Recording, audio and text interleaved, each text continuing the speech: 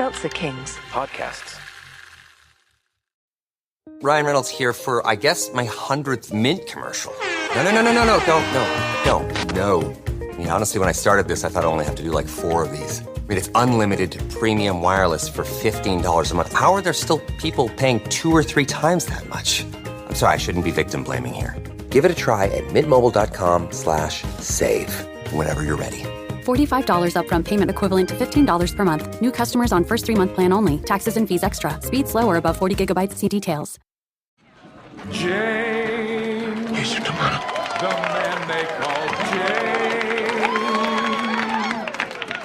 He robbed from the rich and he gave to the poor. Stood up to the man and he gave him what for. Our love for him now ain't hard to explain. The hero of Canton, the man they call Jayne. Our Jayne saw the mutters' backs breaking. He saw the mutters' laments.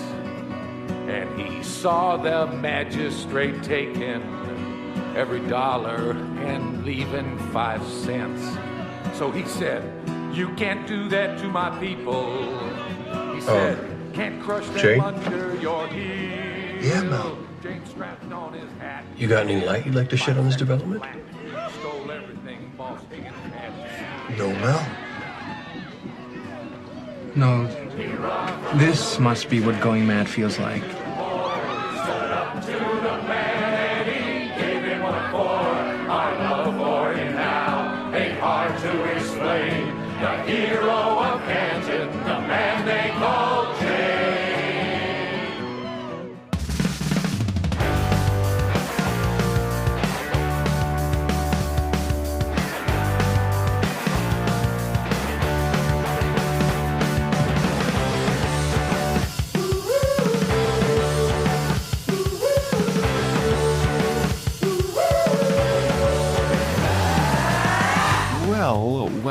Well. Look who it is. It's you, listening to another episode of Boys Watching Firefly. We're just 2 boys watching every episode of Firefly for the first time, giving our review, our reactions. We're your hosts. I am Joe Welke. I am Vance. Today we're talking about Season 1, Episode 7, titled Jaynestown, directed by Marita Grabiak, written by Ben Edlund. Original air date October 18th, 2002, to an audience of 4.3 million people. Got no shout-outs, but hop on our Discord, have some fun, lively conversations about all things Firefly. Join our Patreon, patreon.com/boyswatching Buffy. Doing Boys Watching Angel. We just released our Weird Science Boys Watching Movies episode, which is a total banger. Yeah, how you doing, Vance? I'm doing all right. How are you doing, Joe? Hand's a little sore. Is it? A little bit. Vance and I went bowling recently. Hand's still a little sore. There's two fingers that you put in the hole. My hands feel fine. Yeah. Yeah, good for you. Yeah. You're not fucking getting turkeys, though, Vance. That's the difference. We were close. Close. Yeah. Yeah. But, yeah, man. What were our predictions for Jaynestown? I feel like I stole your one prediction. You stole my one prediction. You stole that Jayne becomes king of the primitive planet kind of thing. I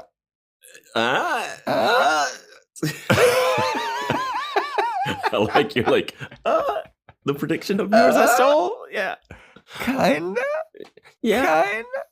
And I was saying that Jayne goes back to his hometown, and we kind of learn that he's not exactly as rugged as he seems, but that's not it. Honestly, I liked that prediction a lot, and I thought that was good. What it was going to be, especially when it started, the way it started, and it was Simon and him.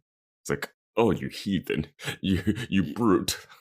Yeah, I was like, God, oh, wait till Simon sucks, dude. He's such a little bitch, dude. It's the right character. I know what they're trying to do. I know what they're trying to do with Simon. It's just not working for me right now. And I don't know if it's the performance of the actor. I think it might have to do with that. but he's See, supposed I don't to be. hate it. He needs to be a contrast to the. He needs to be the proper contrast, kind of like how Book is a contrast to them in a way. Yeah. But Book like seems to be like into it a bit, like kind of. I don't know. Plus, he has a mysterious background. Yeah. But That, Simon's just as whiny. of this, yeah, Simon.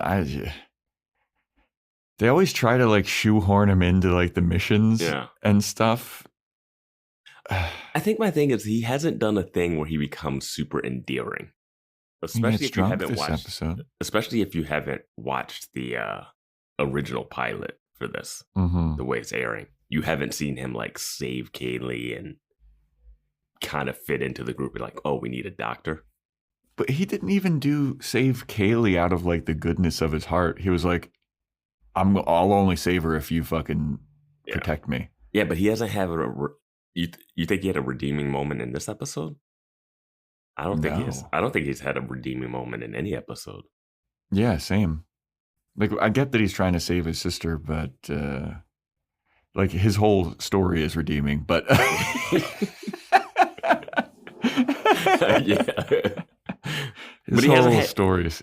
Outside of that, he hasn't had the moment where he redeems and fits in with the crew. Yeah, I'll give you that. Yeah. So, shall we just hop right into this? Yeah. Gotta crack open this mofo. I got the creamsicle today. Oh, we're swapping off. I'm Monster Energy. Your Monster Guava. Oh no, I just got the lid in there. Oh fuck! I slowed down when I was opening just in case I didn't. Things can get tricky sometimes. This C4 creamsicle though is a fucking banger. Yeah, you're gonna be feeling weird though afterwards. Yeah, I plan on going to the gym later. Okay. I think we'll be good. All right. Gotta get fucking jacked.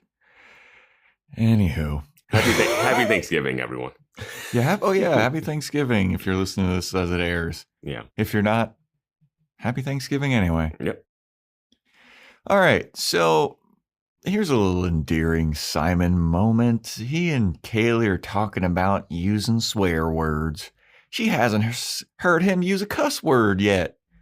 He's like, well, I cuss. I just don't do it all the time. I only do it when it's appropriate.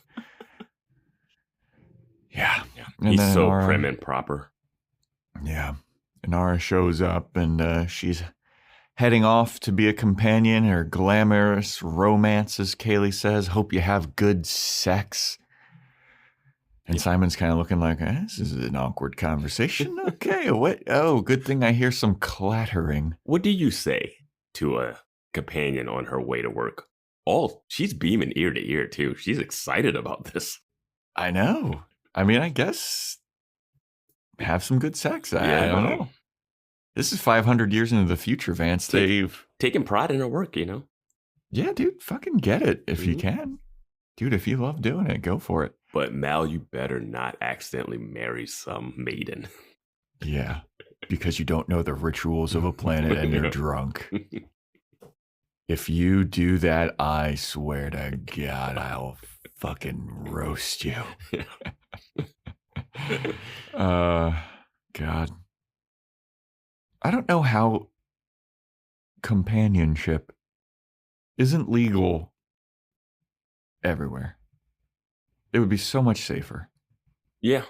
I mean, yeah. That's what the main point of this podcast is for me.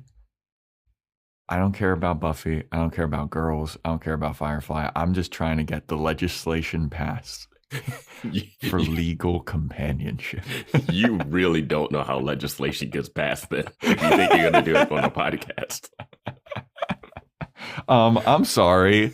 Which politicians went on Joe Rogan and then got elected? Yeah, I don't think their legislations got passed, though.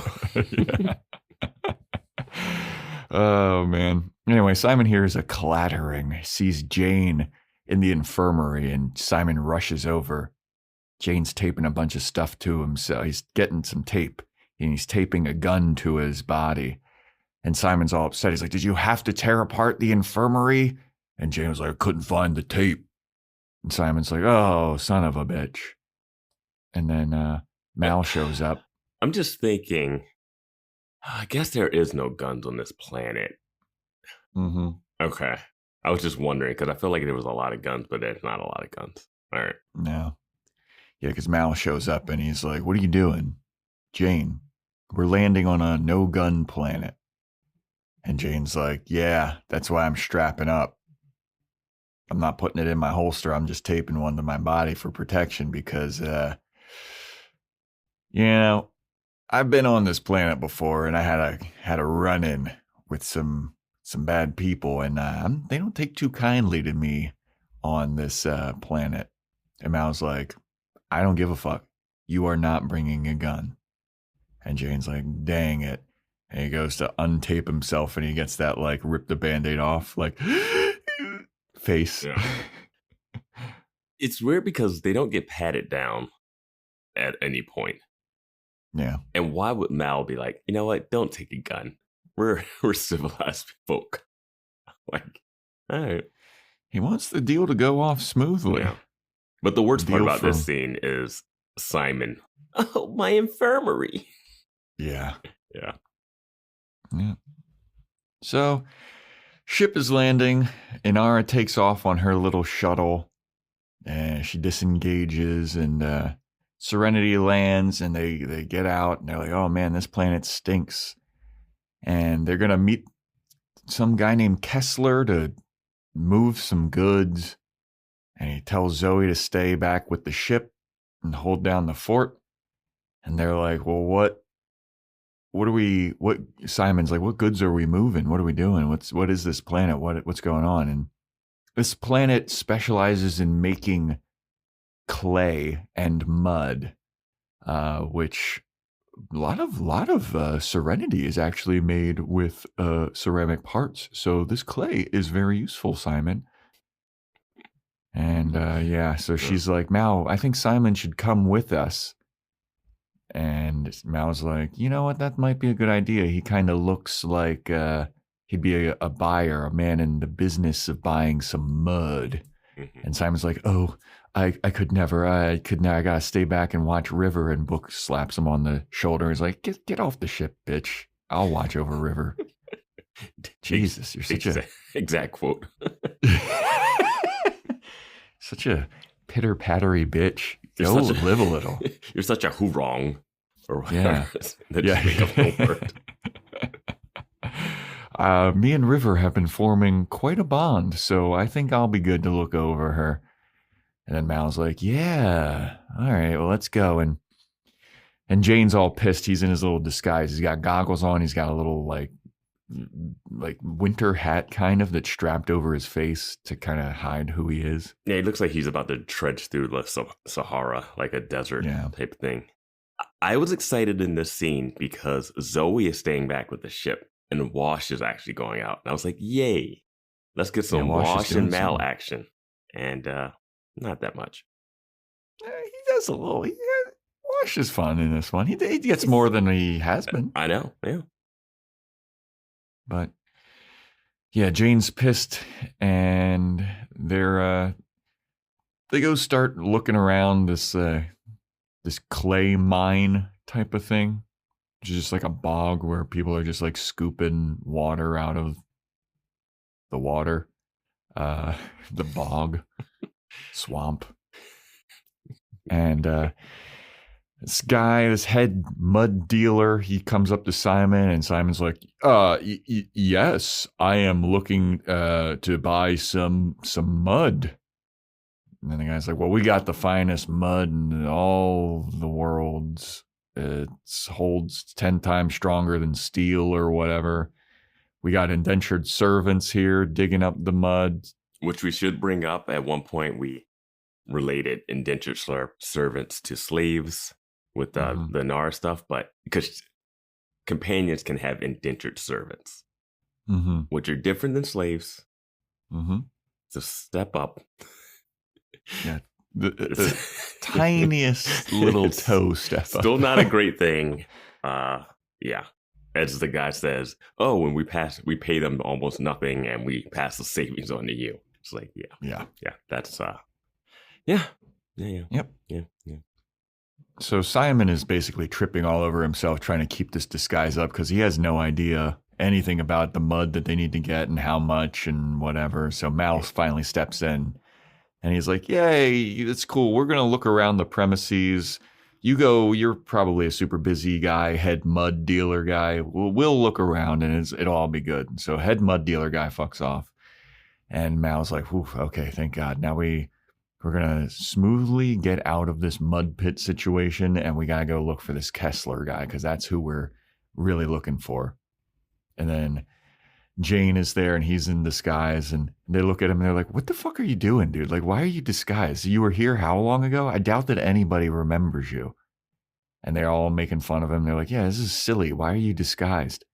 And then they turn around and then they see a statue of Jayne. And it's like, oh, that can't be Jayne. But then you scroll down and at the bottom, there is a nameplate that says Jayne Cobb. And this is where Simon, we get this immediate payoff for this cussing thing. Simon sees the statue and goes, son of a bitch. Yeah. And now Vance, take it away.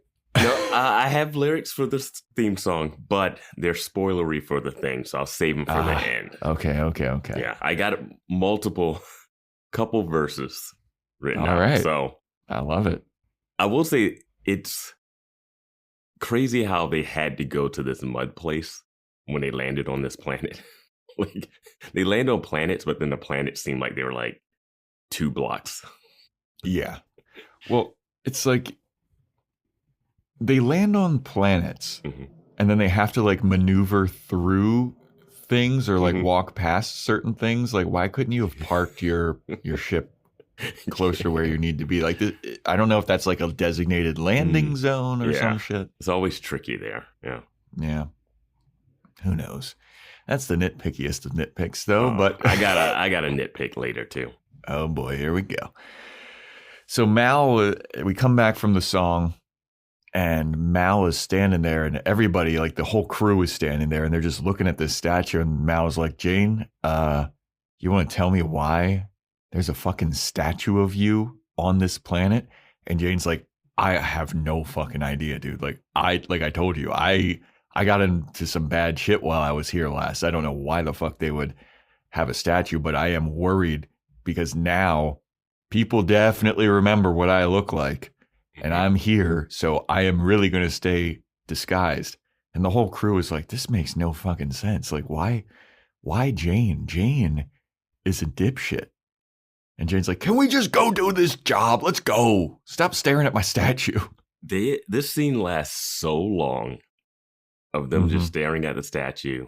Simon with his jaw dropped and his hand on his face like, oh, like he can't believe. Yeah, but this is where Jayne reveals that he's like, last time I was here, I stole some money from the magistrate. And he's not the type of guy that will forgive. So I don't know what the statue situation's about, but I need to lay low still. I cannot be seen by the magistrate. Then we go over to Inara, and Inara is meeting with the magistrate.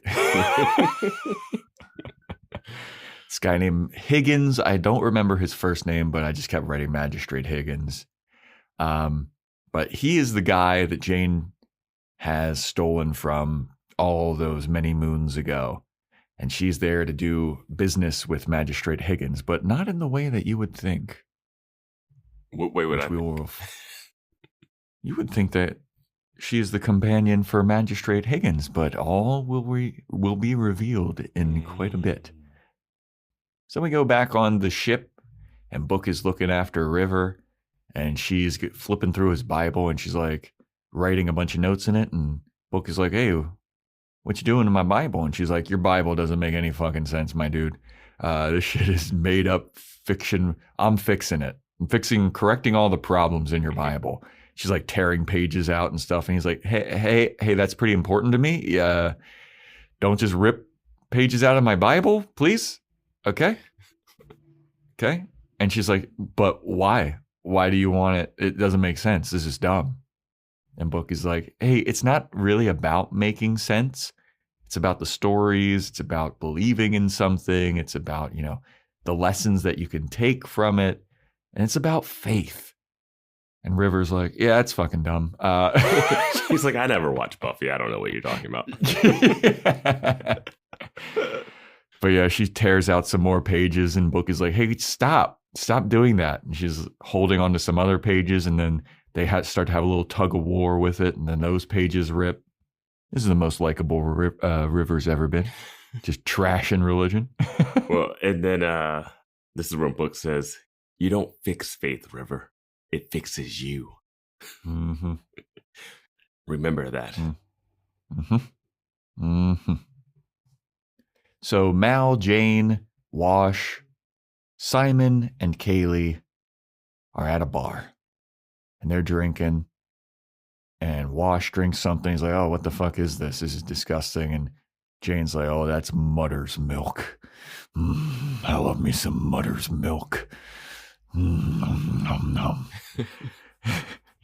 He explains what it is, and Simon's like, this is actually a great idea. It's like liquid bread. This is what they used to give the Egyptians when they were building the pyramids.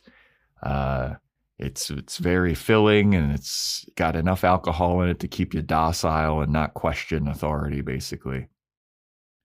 So then there's a little boy, and he's staring at Jayne.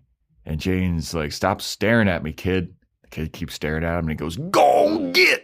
He has the best line here. He says, shake your head, boy. Your eyes are stuck. Yeah. So good. Yeah. And so kid runs away.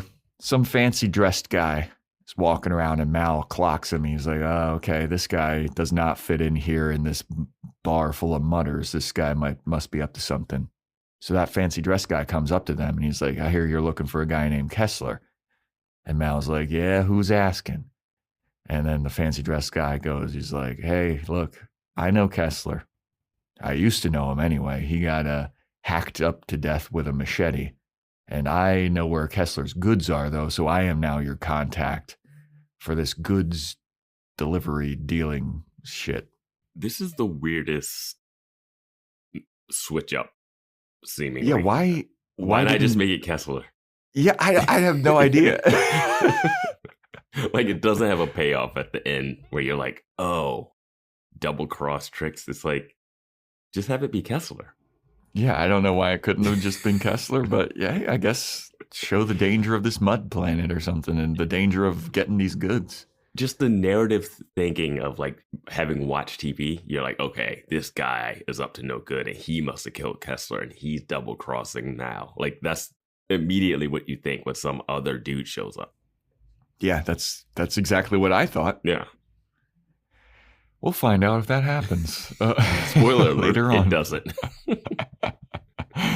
But he knows where Kessler's goods are, and he tells them they all need to lay low in order to move the goods. They don't want to arouse any suspicion. They don't want to make a scene. This is the best way to do it. They need to take these goods and move them underneath everybody else's noses. So then out of nowhere, a guy at the bar, he breaks out a guitar and he starts plucking some chords and he starts singing a song about Jayne. Jayne is the hero of Canton. And Jayne hears this and he's like, what the fuck? And he sings a whole song about how Jayne on this planet is like a Robin Hood type figure because he stole from the magistrate and then took off on his ship and dumped all of the money out. And all the money fell out over the land and it landed on all the mutters, and the mutters took all the money and they were able to like stand up to the magistrate because of this. And Simon's listening to this and he goes, this must be what going mad feels like. Simon is losing his shit, jaw dropped again. Yeah. And Jayne is embarrassed. And they all they're singing this song, and Mal's like, what the fuck did you do here last time you were here? And Jayne's like, oh, fuck. So that's where all the money went. And Jayne explains that this was a mistake. He is a hero by accident, which I love this. I love this so much. Yeah. He explains that he stole this money from the magistrate, And in the course of him trying to escape the planet, they sent out a bunch of anti-aircraft missiles or something, and he needed to go faster, so he needed to dump a bunch of weight. So he dumped out everything that he could. Last thing that he dumped out was the money in order to escape. How heavy was the money versus a spaceship that he had to dump? It wasn't like Yeah. It wasn't like he was on a ship and it was, or like a speedboat, and it was like, we gotta dump it overboard or something. You're flying through space. Yeah.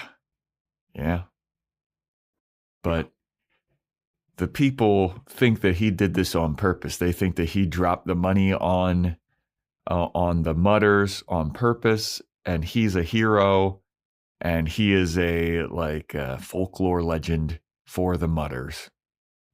And Jayne's like, oh shit.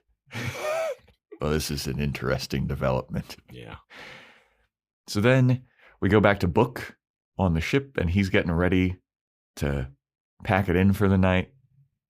And he takes his hair out of his ponytail. He's washing his face, and River comes into his room, and she sees his hair just kind of out. He looks he looks like a black Albert Einstein. You know what? He absolutely does. Yeah. That is perfect. But she sees it and she's like, "Oh my God, Black Albert Einstein!" I thought he was Jewish. Just runs away. It's all wrong. He sounds like Neil deGrasse Tyson. He looks like Albert Einstein. This guy. This is the whole scene, though. No, it is. Yeah, River just screams and she runs away. And Book is like, "Oh, come on, River. It's just out of my ponytail." Yeah. And she's like, "Ah!" And that's the scene.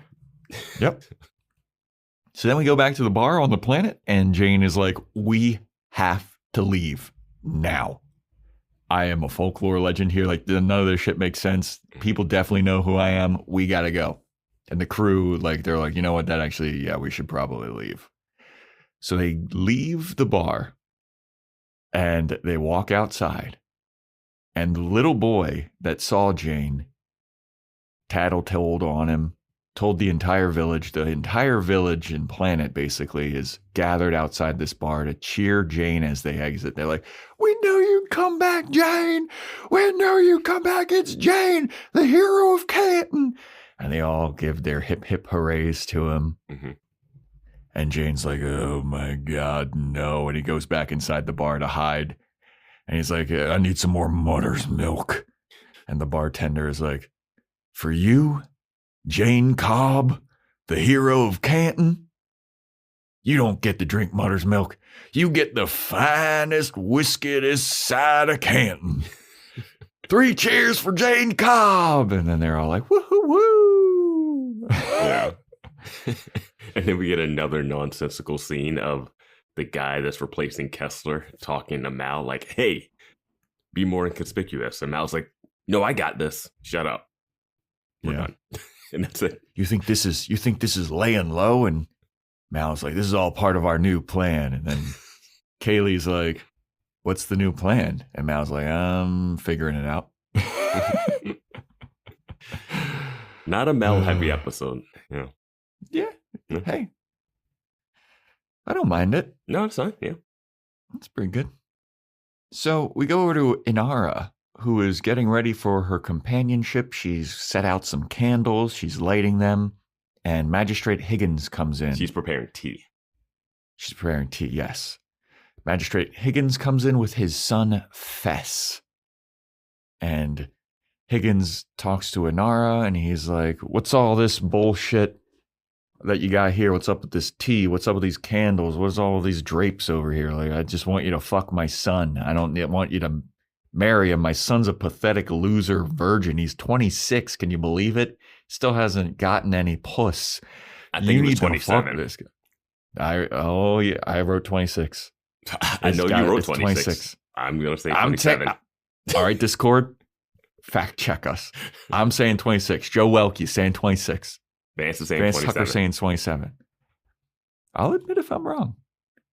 But Higgins is upset because he's like, what is all this stuff? And Inara's like, this is part of the ritual of companionship. Okay. Like, this is what we do. And big boy Higgins is like, it's a bunch of bullshit. Just suck my son's dick and we'll get out of here. I want him to pop his cherry. Let's go.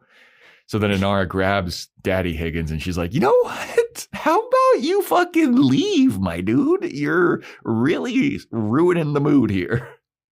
Yeah, they're definitely playing with the whole Japanese courtesan thing, because the whole tea preparing is a big thing in Shogun, and there's a lot of that stuff. So, yeah. All right. So she kicks him out, and she's hanging out with Fess, and she's like, there we go. Now that he's gone, let's do this ritual, because that was a bit of a mood killer. And Fess is like, ha, ha, ha, ha, okay. So then we go back to the bar, and everyone's cheering for Jayne, and everyone's drinking, and Mal and Wash are there, and they're like, I just cannot believe this. This is ridiculous. Simon is fucking wasted. And he's sitting there with Kaylee, who is also drinking, but Simon's wasted. And Simon's like, this is making fucking sense, dude. I am a surgeon. I am a doctor. I reattached a girl's whole leg. I let her walk again, and she named a hamster after me. She gifted him a hamster. This fucking guy, Jayne, he mistakenly drops money on people, and he's the hero of his whole town? This is fucking bullshit. And Kaylee's like, oh, it's okay. It's okay. You know what? Simon, you're pretty funny when you're drunk. You know what? You're pretty funny. And Simon goes, Kaylee, you know what you are? You're pretty. And Kaylee's like, what did you say? I'm pretty. And he goes, yeah, I think you're pretty. Even when you got all that engine grease all over you, grease monkey. Especially when you got that engine grease on you. I want you to grease me up. Grease me a little bit of engine lube, you know what I'm saying? And Kaylee's like, you're getting my fucking rudder spinning, my dude. You're getting all this engine talk going. And then Mal comes over and he interrupts him. He's like, hey, I got to enact a new plan here. We're doing something. And Kaylee's like, why are you doing this right now? Things are going so well. And Mal's like, you think things are going well? Jayne's a hero here. Like, none of this makes sense. And Kaylee's like, no, Mal, things are going well. And she like kind of gestures at Simon like, I'm getting my Mac on here, dude. Stop cock blocking. This was a moment that it's really interesting because I don't know the dynamic of Kaylee and Mal. Like, I would think that she would kind of keep it subtle that she's hitting on Simon and not make it an open thing. Yeah. Like, no, here she's just obvious. She's like, I'm trying to bang this dude. Yeah. And to Mal's credit, he is a bro. Yeah. He's like, oh, well, good luck. And he just kind of walks away. It's like, yo, what about the mission? Simon is the mission. Oh, yeah. She's going to take advantage of that poor drunk man. I know. Kaylee. You don't want it to start like this. You don't want it to start like this, Kaylee. Yeah. You're too sweet. And Simon's too sweet. He doesn't even cuss, except for when he sees a statue of Jayne. So then we go back to the ship, and River's mumbling some mumbo jumbo, and Book and Zoe are looking for her, and she's freaked out. She's hiding in that little thing that they store, like the infinite abyss of the ship where they store all of their stolen goods that no one can ever find. Behind like the flimsiest piece of metal. Yeah. And Book is like, oh, come on, dude. Like, it's just my hair. It's not that big a deal. And Zoe's like, it is a big deal. If I saw that, I would have fucking freaked the fuck out too. It's like, dude, really? It's crazy that this is the scenes. This is it. Yeah. Yeah, dude. And I was thinking about Zoe. I'm like, Zoe, you have a lot of hair too. I mean, I guess because she's a woman, it's fine. I gotta say, this is like the worst C story. It is so bad because it's too.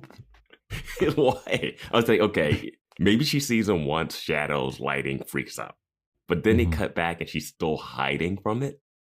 And the way this storyline ends is just even lamer too. So it's. Yeah, Book offers to like put his hair back in the ponytail, and River's like, I still know it's there, just festering and waiting to come out again. We get this comical like Firefly type music. It's like a comical beat of it while this is happening. Yeah. I'm like, this isn't funny. Like, River's not like 5. So this is when Wash and Mal come back onto the ship. River's so smart, she could tell things are wrong in the Bible. But Hair, she's like, no. It's just her quirkiness, her infinite quirkiness, Vance. Yeah. But Wash and Mal come back to the ship. Wash is fucking wasted. And they're like, hey, what are you guys doing? They're like, well, River's gone into hiding because she saw Book's hair out. And then they're like, what are you guys doing back on the ship? And Mal's like, there's been a change of plans. And then Wash explains that Jayne is a folk legend hero on this planet. And they need to figure out a new way to move these goods. And Zoe's like, wait, what? Jayne is a folk hero? And then they're like, yeah, he's got a song and everything. Like, it's fucking insane, dude. The Ballad of Jayne. Yeah. And so their new plan is they're going to get Jayne to go into the town square to distract all of the townspeople, all the mutters. And while that's going on, they're going to use Wash's ATV, get Kessler's goods, and bring it back to the ship. Yeah, they're planning a Jayne Day event. Yeah. So then we go over to Inara with Fess. And Fess is fessing up that he's embarrassed about being a virgin. And Inara's like, that's not anything to be embarrassed about. That's just one state of being. And I'm happy to be here with you, and I'm happy to be your companion for tonight because you're a nice guy and I get to choose my clients. And if you thought that I was going to be choosing your father, you got another thing coming because that guy's a real piece of shit. I don't like that guy, but I like you, Fess. You're a nice guy. And then they start smooching. I wonder what her research is. Right? Like, how did she do? I'm guessing she did dealings with Magistrate Higgins previously. No, it seemed like she had just met him the first time when she walked up. You know, I'm like, I wonder, like, how would she find out that Fez is a nice guy? Yeah, I don't know. It's in her little Rolodex database thing that she clicks through, or her CCTV of clients. But the one guy we saw her go to in the shindig, he was not a nice guy, and she'd gone to him multiple times. But he was loaded. Yeah, I think this guy's loaded too.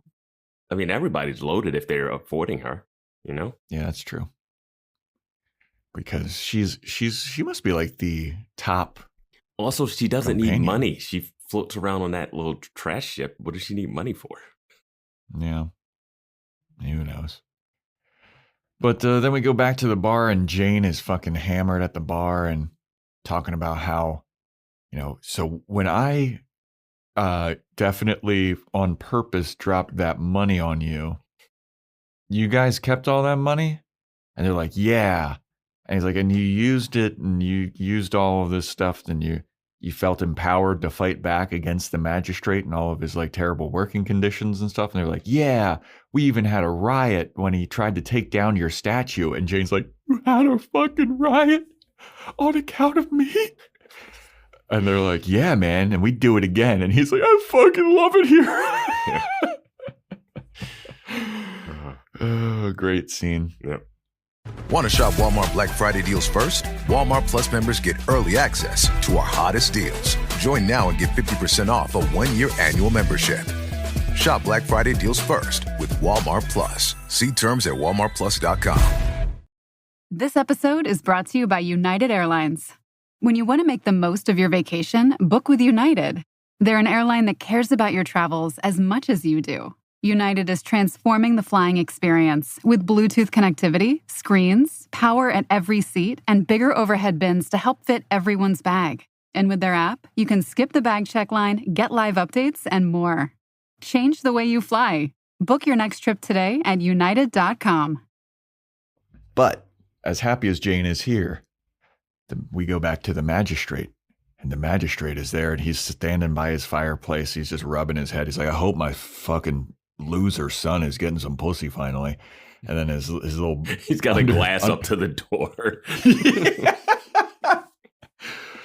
And he's just like sitting there, and then his little underling comes over, and he's like, hey, I just got word from town that the legend Jayne Cobb is back. And the magistrate's like, oh, yeah? Well, let's see what we can do about that. So they go over to the docks. I don't even think it's his underling. I think it's the guy that worked at the mud place. It's the mud guy that shows up. The head mud place guy that they were talking to at the beginning. Yeah. I guess that he's just like under the magistrate's thumb, though. Low budget. Yeah. No point in casting another person. Which is weird because they do have a bunch of extras in this. Oh, yeah. You got to pay the person that's talking. It's kind of weird that Mal never like put this together. That's what I thought was bad on his part as the captain. Like he's like, oh, you stole from the magistrate here? And there's a statue to you? You might still be wanted. But sure, let's do this. Yeah. Like, unless they Jayne even explained it to him before they left the plane. He's like, I stole from the magistrate. He won't like me. Yeah. And now everyone's calling attention to Jayne. And Mal's like, it'll be fine. It'll be fine. We always get out of these situations. Let's actually throw an event that gets all of the attention on you. Let's throw an assassination event, right? Like just put you on a pedestal. But the magistrate and the head mud guy, they go over to the swamp, and they free a prisoner from a little box that they have set up on the mud docks. And this guy's name is Stitch. If you ever seen Django Unchained, it's kind of like that situation. Mm-hmm. And they free him, and the magistrate, this is how you know shit's getting real, because this is a no-gun planet. Magistrate gives Stitch a gun, and they're like, hey, guess who's back? Back again. Guess who's back? Tell a friend. Jayne Cobb is back on this planet now. Remember him? Remember how he left you high and dry on the planet after he stole from me? Here's a gun. I know I kept you in this prison for 4 years, and you probably want to get some revenge on somebody, but not me. Not the guy that's held you in a prison for 4 years. No way. That's not who you would want to get revenge on. You want to get revenge on Jayne, the guy who left you here. He's the reason why you were stuck in the prison, not me, the guy who put you there. And he's the one that took your eye or whatever. You have one eye somehow. Yeah. And Stitch is like, that all makes a whole lot of sense. And he cocks his little laser shotgun, which doesn't have a shotgun cocking noise. It does have a shotgun cocking noise here. But it makes it does here. But later when he points to that Mal, it makes a like lasery electronic sound. I'm going to disagree. When he cocks it here, it's like... Okay, maybe it's like a cross between that. Because when he points it at Mal, it's definitely making that like sound. I'm like, what is this? Like, yeah, like what a little whirring. What is the electrical component that's inside this old shotgun? Yeah. Dude, you know what this is reminding me of? Especially this guy Stitch. I acted in a movie like 10 years ago that never got released, called The Gunslinger Grifter Logan. You can look it up on IMDb. There's like a trailer. I played a hillbilly cannibal, and it's all this type of shit. Mm-hmm. Like there's laser guns. It's a space western. And as soon as I saw this guy Stitch, all of those memories came flooding back. I completely forgot I was in this movie. You're going to have to post that on Discord. Oh, yeah, dude. I absolutely will. But this guy Stitch, he's something else. Yeah. I feel like in that moment when you get the gun, if you think it has at least 2 bullets in it, you shoot the magistrate and you shoot that guy next to you. And then you go after Jayne. Dude, if you only have 1 bullet, you shoot the magistrate, you hit the other guy with the butt of the gun. Right?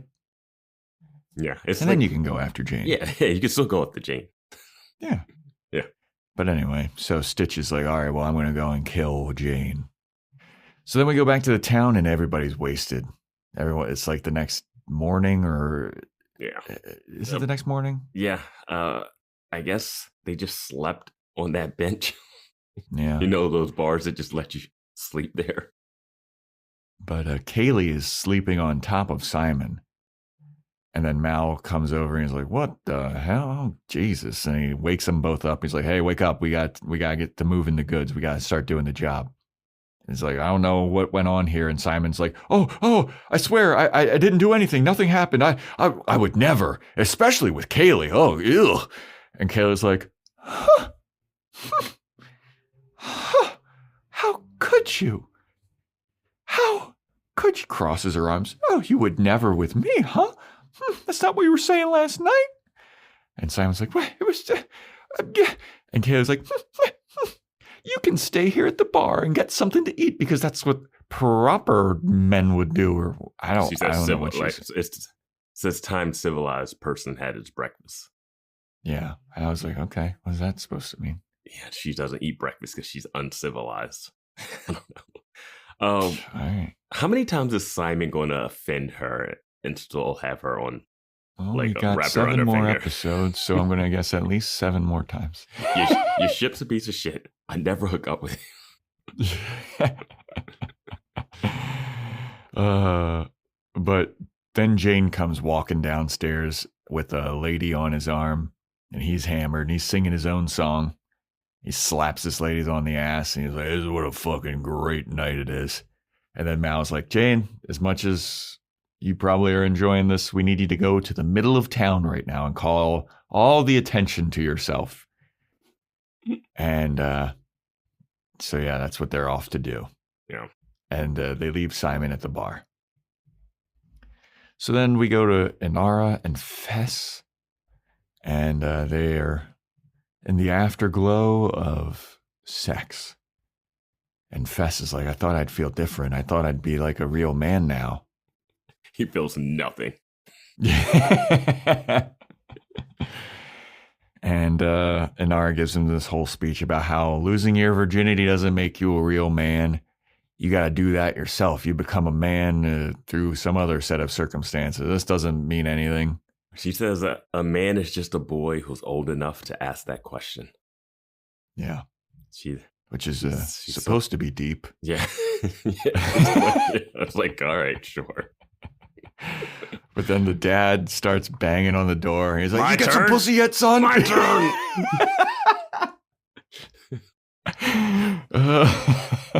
Is my son still a fucking loser? Good God, dude. Yeah. This guy's such a piece of shit. It's like those stories of like, you hear about dads taking their kids to brothels to lose their virginity, like in high school and stuff. Those stories. Those American stories of that. I don't know if that's... But that probably happens over in other countries. It absolutely happens. I don't get... But like Fess seems like a charming enough guy. He's good looking too. He's rich. Yeah. Like he would definitely lost his virginity before I just feel like it's not like something... He might be asexual or something, you know? It's like also... And I don't know, like who... I think everybody just gets with companions too. And he probably thinks getting with companions is like kind of weird. Yeah, this is going to set him off on a... Could set him off on like a bad trajectory of... I think this is the best making. I think Inara is probably the best person he could have started with if he's going to do it. Think so? Yeah. I mean, he also does seem like an honorable companion where she's like, eh. Yeah, he seems like he might have actually liked some other girl that was like from... I feel like there's a bunch of different reasons. Plus his dad's awful. Like he's in an awful situation just with that part. Yeah. Yeah. He could be gay too. Yeah, that's true. Could be. He was quite posh. Well, Simon's posh. Yeah. Simon could be gay. He would never hook up with Kaylee.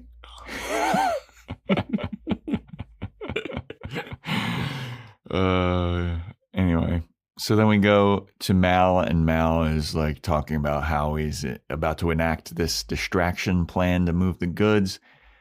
Jayne starts to get like...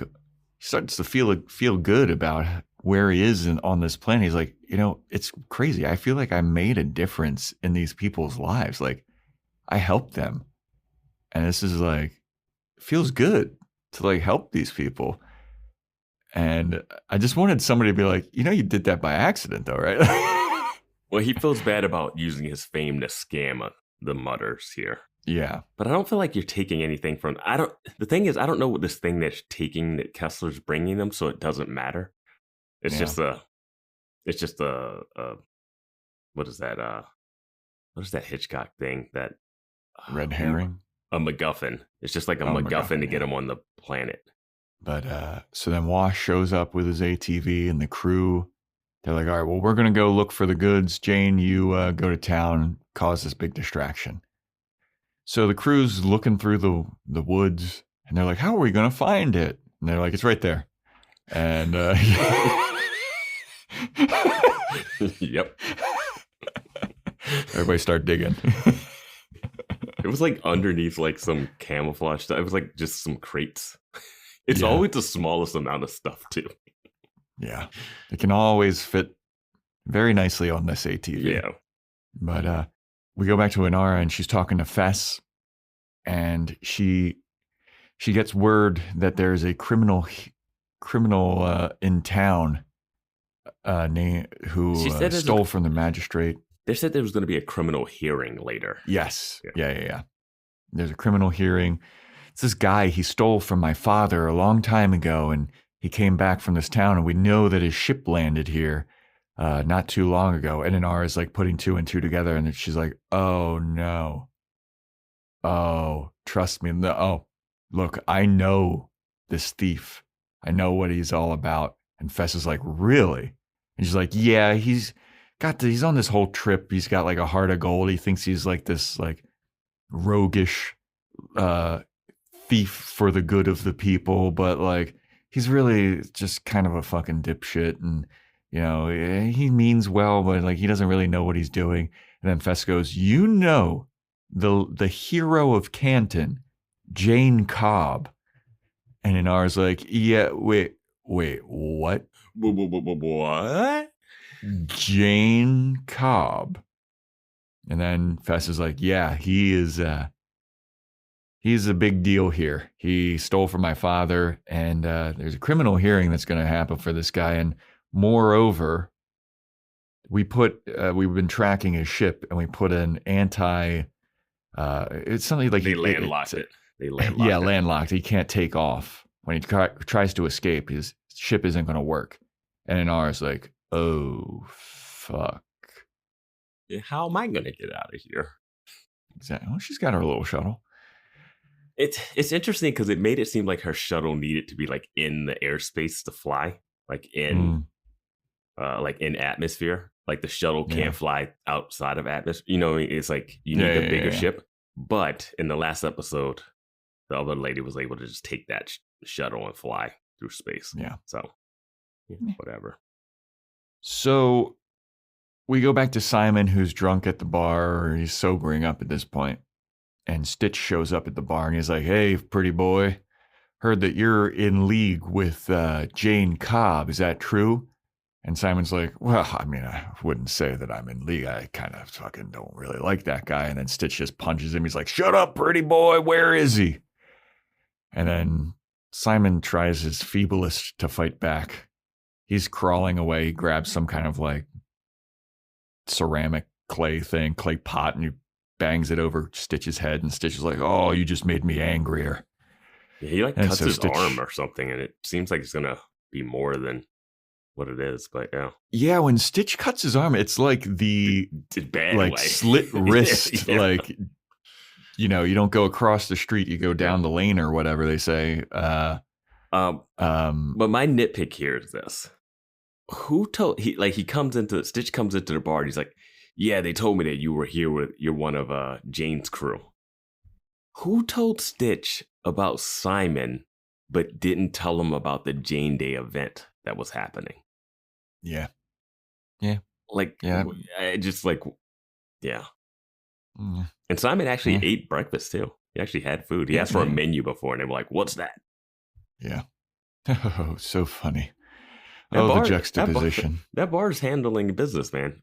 Open 24 hours. Serving up slanging that Mutter's milk, baby. But yeah, he's beating up Simon and he's like, take me to Jayne. And then he starts to hear people outside chanting Jayne. And he's like, all right, well, we're going to go up there. Yeah, I was like, wait, how did you walk past those people? And they were like, oh, yeah, Jayne's crew is down there. Yeah.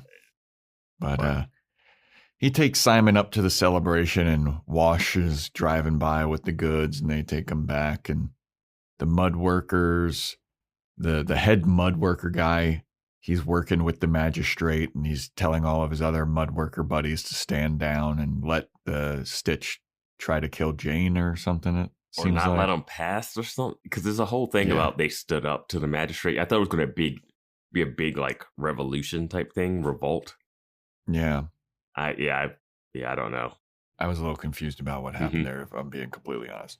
Yeah. I thought something big was going to happen and they weren't going to let the mutters get past or do something, but yeah. But so Mal drops off the goods at Serenity and then we go to Jayne. And Jayne is in the center of town. He's standing in front of his statue and everyone's like, Jayne, Jayne, Jayne, Jayne, Jayne, Jayne. And Jayne's like, oh, come on, guys. And then one guy, he just starts going, speech, speech, speech, speech, speech, speech. That guy kind of looked like James Marsden, the guy that played Cyclops in the original X-Men. I was like, was that the guy he was talking to at the bar? Yeah. Uh-huh.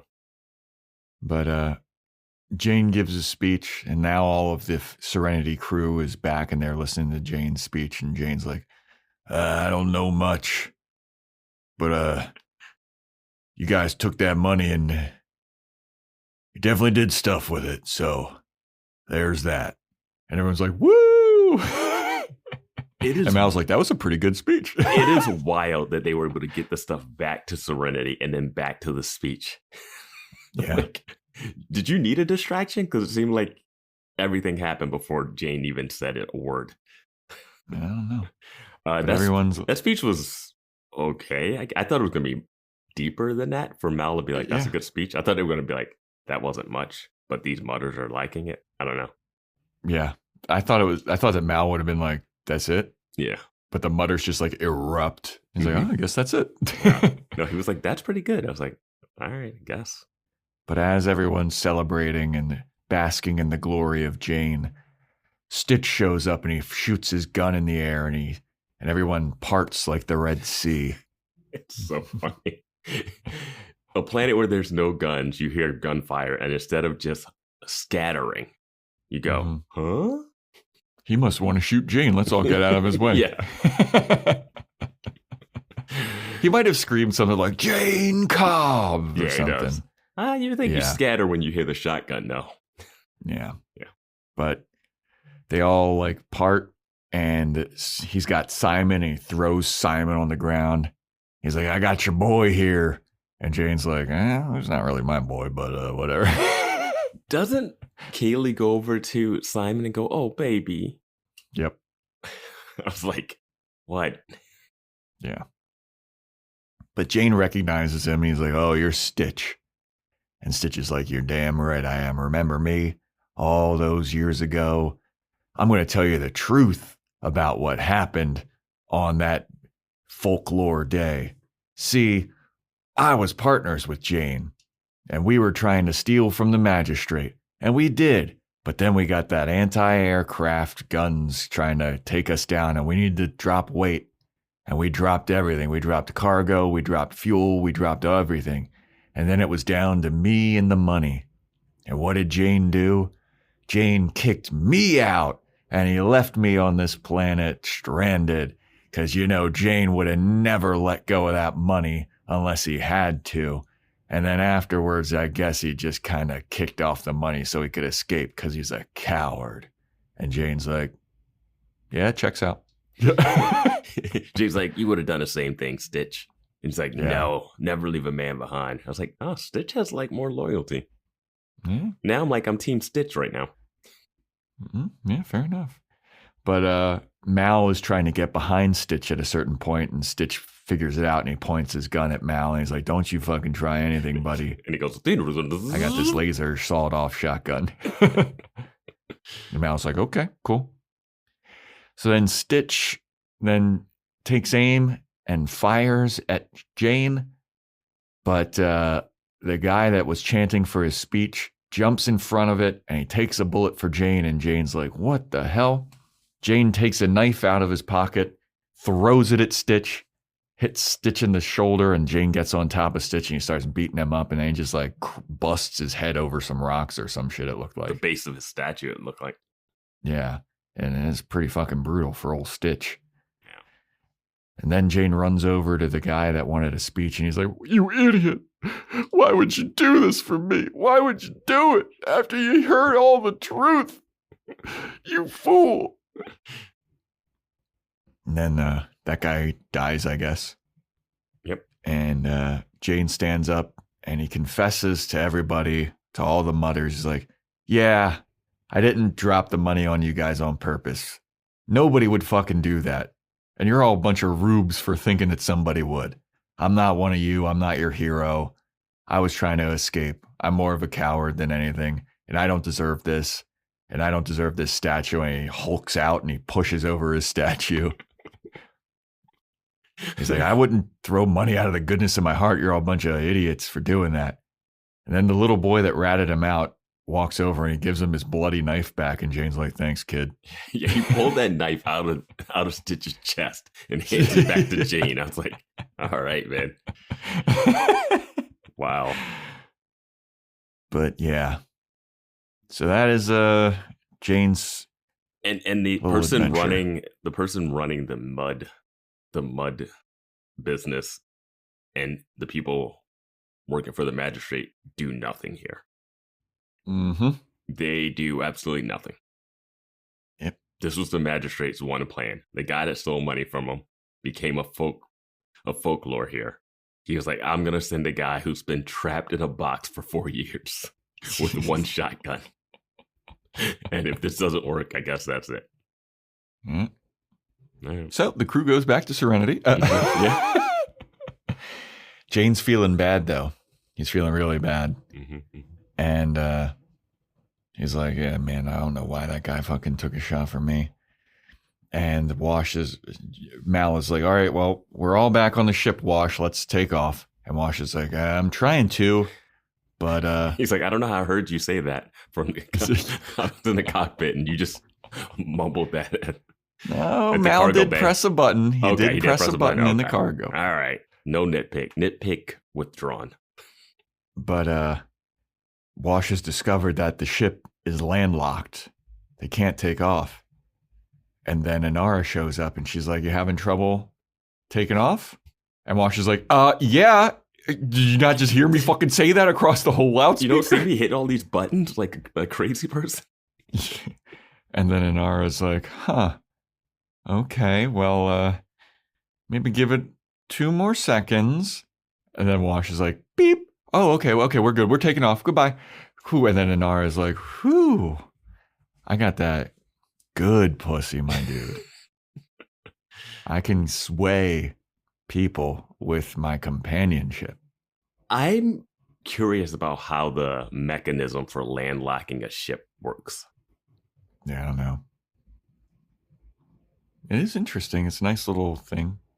Yeah, I mean, you could throw anything into this, I guess. But it feels like, I don't know.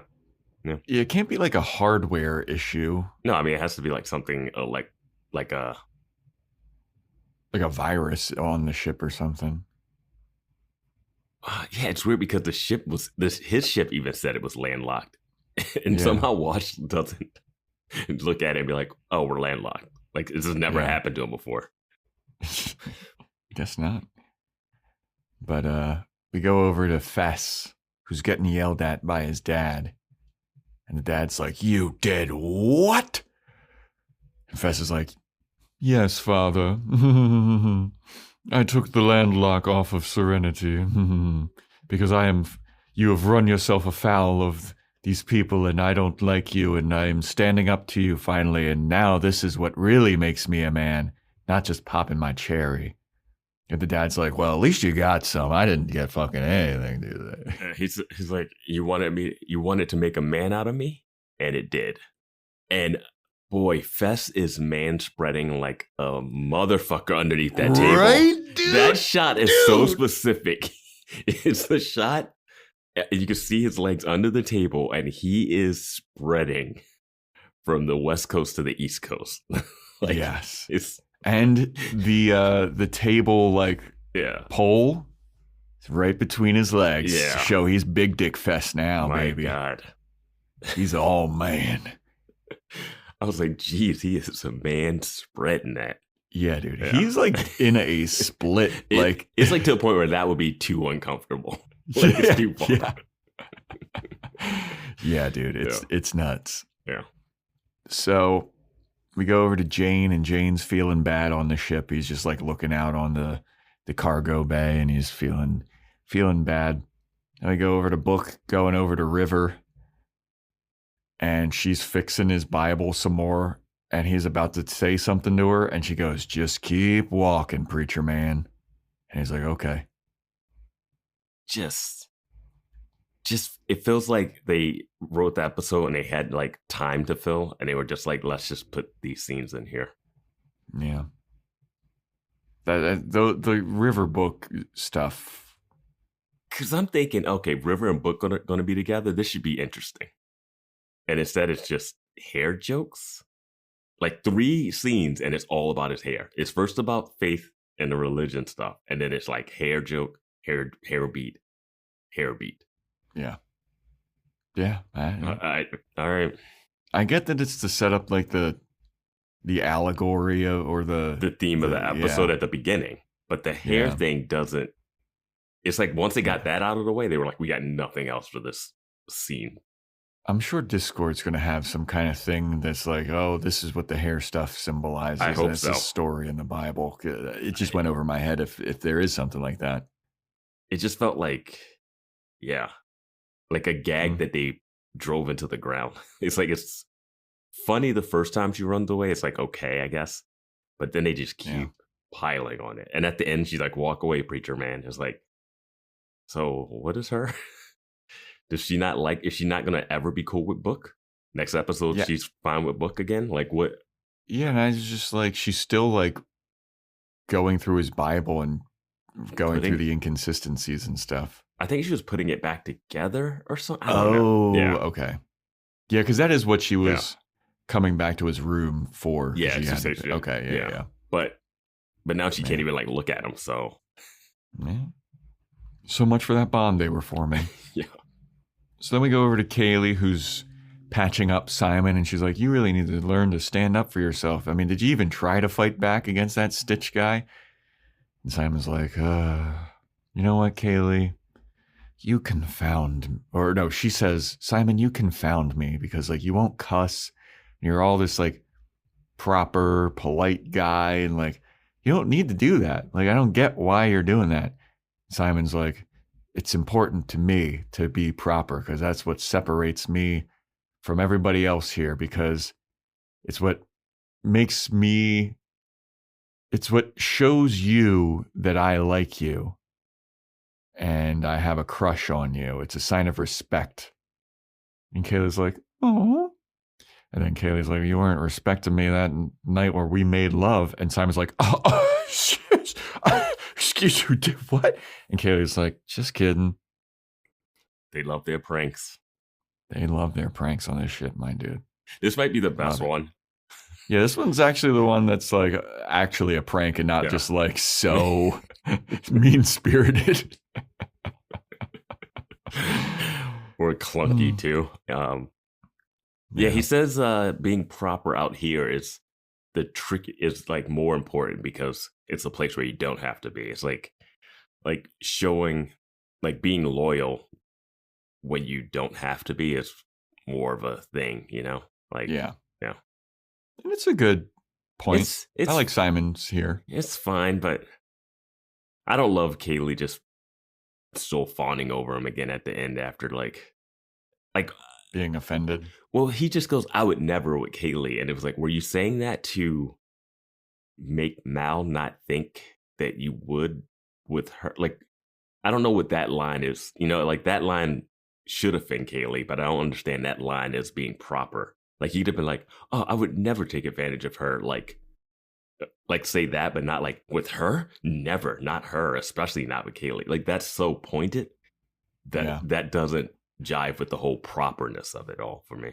Well, that I'm also still trying to piece together like the relationship dynamics between people, because then when Simon's saying that to Mal, it's kind of like he's talking to like her dad. Kaylee is Mal's daughter. Or something exactly, like that. right. Whereas like I'm like, is it like a sister type relationship with Mal and Kaylee? Is it a father-daughter type thing? Like what's going on? Yeah, and it's like he doesn't really respect Mal. Like he has like a begrudging respect for Mal, but not like one of those type of respects. Yeah. Well, whatever. But I kind of liked Simon here, where he's like kind of confessing that he likes her, and he's like, I need to be proper because it's different out here, and it's more important. They got to be like kind of together next episode. It can't be more like, what should I get him? He hasn't noticed me, you know? I know we're all out of order though, but this is the intended order. We're watching it intended order. So that's what I mean. Like, so. Yeah. Yeah. So then we go over to Jayne, who is still looking forlorn over the cargo bay, and Mal comes up to him. And Jayne's like, I don't get it, man. It doesn't make any sense why these people still, like, why did that guy take a bullet for me? Like, I just don't understand why these people still look up to me. And Mal was like, it's because you're the hero. You're not the hero that they deserve, but you're the hero that they need. Essentially, yeah. He's like, yeah, I mean, the idea of who you are is more of like what they stand for. Like, yeah, everybody that has a statue of them is a son of a bitch in some kind of way, probably. Like, I know that you feel like you're a piece of shit and you don't deserve all this adoration, but like to those people, like that's the ideal. Like that's the story that they built up in their head about you, and it's something for them to have faith in and something for them to look up to. And that's what's important. And then Jayne's like, that shit still don't make no sense, my dude. He's like, well, all right, let me call over Book so I can tell you what he told River earlier. Like, that's how you got to tie that. And then Book comes over and goes, Book comes over and goes, that's a story for another time. Like, if Book came out with his hair out and then Jayne said something really funny, like that's a little bit of a tag for that scene. I could buy that. But yeah, that's the whole tie-in is all that, which is interesting because Mal is the one who has turned his back on religion. So you would think a lot of that would be for him, but there's been a lot of religious themes throughout this whole series. So, yeah. But Jaynestown, I think it's up there for me as one of my favorite episodes of Firefly so far. I dug it. Yeah, it's all right. I wish the Book River thing had a little more to it after the beginning, and I kind of wish they kind of tied in the heist or what they needed to pick up a little more. Yeah, it just felt a lot of the stuff outside of Jayne's stuff felt like it was just extra superfluous stuff. It was like filler. Let's just cut to River and she's hiding from Book because his hair's big. Okay, let's have a random guy show up at the bar and replace Kessler. Dude, that guy, and he's not even in it. To nothing. He's not even in the end. He doesn't. Yeah. I don't know. It was just like all those extra things didn't do anything, and I was like, I would like that to kind of tie together a little more. Besides, like the theme, like Inara stuff ties in pretty well. Yeah, and it's still loose, but it ties in. But them getting that like stuff from Kessler doesn't matter at all. Yeah. It's just to get them there. But like the fancy pants guy that's like, Kessler's dead. Yeah. Now here's the thing. It's like, that guy did nothing. Yeah, it's just too much wasted stuff for me. I mean, it's not a bad episode, but it's just that stuff like brings the episode down a little bit to me. Yeah, I mean, I dug it. I like the theme of it. It was funny to see Jayne like, yeah, dude. Now, here's something I gotta talk about now that I've seen something else. Oh my God. I think Jayne, the actor that plays Jayne in Firefly, I think he's a bad actor in Firefly. The character he's playing, you think? Yeah, I think it's wrong for him. Well, he's also in what's the show? Chuck. And that is the first thing I've seen him in. I've only seen like a couple episodes of Chuck, but he plays like this guy's name is something Hamilton, right? What? What's the actor's name? Adam Baldwin. Baldwin, that's what it is. Yeah. I think it's Adam, but I know it's Baldwin. Yeah. He's a fun character. Like Jayne is a fun character, but I don't know if he's a good actor as Jayne. I question if a lot of this cast isn't miscast. Like, there's something just a little. You know what I think? I think Zoe doesn't. They haven't given Zoe enough, which is crazy because we've seen her in Angel and we've seen what she can do. Yeah, and I feel like she hasn't done enough. I've seen Nathan Fillion and other stuff, and he's really good, but he's everything's very understated here. Yeah. And they just need one character that's a little more like. And you would think that that's what Wash would be, but Wash is like sidelined for so much. I was expecting Alan Tudyk to be just like the comic relief throughout this. And he has like quips and funny stuff, but it's not anywhere to the level that he's capable of. Yeah. I mean, I think and this is his early work doing too, good. So Yeah, this is all their early work. So yeah. I think Nathan Fillion's pretty good in it. I think Wash, I mean, for as little as he gets, like Alan Tudyk is doing good. Mm-hmm. Gina Torres is all right. They just don't give her anything to do. Yeah. Kaylee's that. I mean, that lady, her name is like Jewel Straight or something, or she's doing good. But like, but she's also one note too, though. It's like I like Simon and I like a ship. Yeah. I know the acting is a little. Like I think, like Christina Hendricks killed it last episode as a guest star. Yeah, like she had a lot to do. I see Inara, I feel like wasn't that bad in this episode or the previous one. But like I've seen so many bad acting moments from her, and I've seen a lot of bad acting moments from the guy who plays Simon as well. And some are wow. Oof. Well, they give this is just a thankless role for her. I'm sorry. That role is a rough one, man. Yeah. This was but I like Book. Book is kind of one note though. I that's what I'm like. I think I've seen that actor in something, and I've looked. He might look like another actor I've seen or something, because I've tried to look him up on IMDb to see what else he's been in. I'm like, I don't know any of. He's been in a ton of things, but I don't know a lot of them. He's got a presence, I'll say. Mm-hmm. Book has a presence, but now it's just his presence is. I have a secret, and you don't know what I am, and I'm just mysterious and vague, and I kind of half smirk about stuff, and I just have pearls of wisdom that I say at times. Yeah.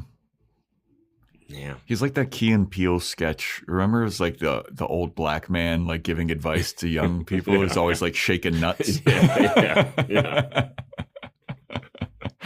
That's exactly what he is. He's the wise black man on the ship that's like, well, you could. Do you have an encyclopedia? Turns out that you are married. All right, you want to see? We didn't get you singing the lyrics I spent way too much time on. This is what I'm gonna say. I might hang it up after this. I might hang it up. This episode, you can't. This episode, this is now a recurring bit. No. This episode inspired me to write some lyrics to the song and like other parts of the song too.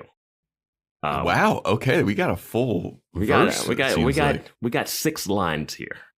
Damn, it's gonna be bars. Hard. It's gonna be we got bars. It's gonna be hard without the music in the background a little bit. I got to get it in my head.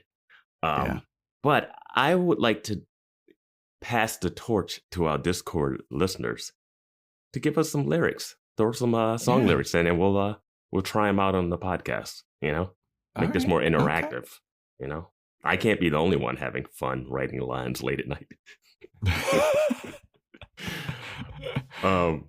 But I was listening to the lyrics, and there's the part where they're like, take me out to the black, tell them I ain't coming back. Burn the land and boil the sea. You can't take the sky from me. And I was like, that's an interesting little part before they have that other sky for me later. So yeah. This tells the story of the whole episode here.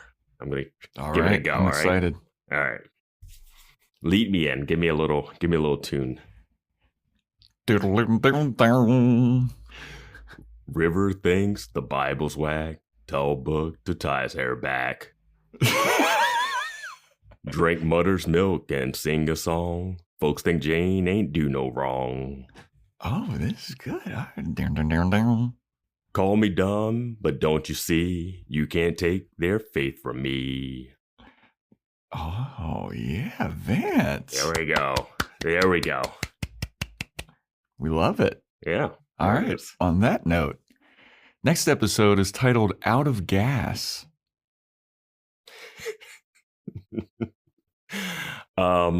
This goes back to when the cans, they took all the labels off the cans and they accidentally eat too many beans.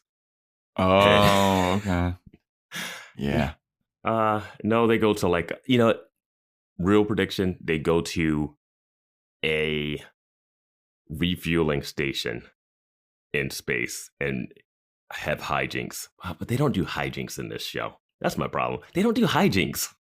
I'm going to predict that this episode is all hijinks. Like they're just floating aimlessly in space because they're out of gas. And this is all like crew hijinks on the ship. That's what I'm going to predict. Yeah, I think they have to go to some like space gas station. Rest stop. Like a space rest stop. And then I like that. And I want to say hijinks ensue, but they don't do hijinks in this show. Yeah. I think this is going to be a prank heavy show. Oh my gosh. Next episode's all pranks on each They're just floating in space and it's like, well, we got nothing else to do. Let's play some cards or some shit. We've seen them play cards. We have to do chores and stuff. All right. Well, that is a wrap for Jaynestown, everybody. Thanks so much for listening. Hop on Discord. Let us know what you thought about the episode, how you're liking Firefly. Join our Patreon, patreon.com/BoysWatchingBuffy. We're doing Boys Watching Angel. Boys Watching Angel, you might see a familiar face on Angel. So a little tease for you there. Boys Watching Movies just released our Weird Science episode. Follow us on Instagram @BoysWatchingBuffy. Follow us on TikTok @BoysWatchingBuffy. Email is boyswatchingbuffy@gmail.com. If you want to get a shish shout out, Apple Podcast 5-star rating and review, Spotify 5-star rating. Take a screenshot of it, send it in to us so we know you ain't fibbing. We got an Amazon wish list. We got merch. And yeah, that's a wrap. Stay tuned next time for when we talk about Out of Gas.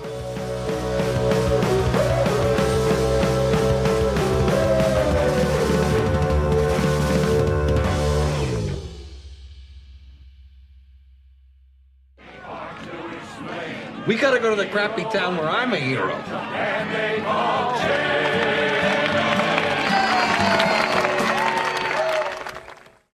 Seltzer Kings. Podcasts.